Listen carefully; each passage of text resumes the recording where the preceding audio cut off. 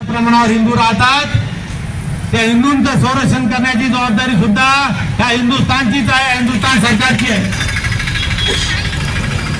आणि आज या केंद्र सरकारला जाग आणण्यासाठी आम्ही आज शिवसेनेतर्फे, जिल्हा शिवसेनेतर्फे हे धरणे आंदोलन घेत आहोत।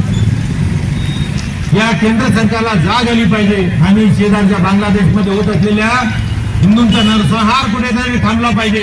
तातडीने केंद्र सरकारने यामध्ये हस्तक्षेप करायला पाहिजे व तिथे सरकारला बांगलादेश सरकारमध्ये युनूस राजीव पंतप्रधान आहेत मोहम्मद युनूस आणि त्यांच्या आशीर्वादानेच हा सर्व नरसंहार होत आहे, हिंदूंचा नरसंहार होत आहे।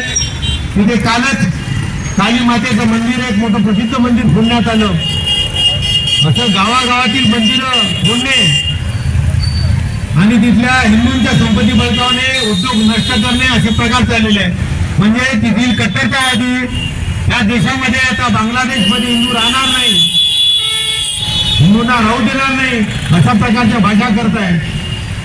परंतु हे कुठेतरी थांबलं पाहिजे। याकरिता आम्ही केंद्र सरकारला आवाहन करताय शिवसेनेतर्फे की आपण तात्काळ केंद्राने आम्ही दखल दिली पाहिजे व बांगलादेशमधील हिंदूवर होणारा अत्याचार थांबवला गेला पाहिजे।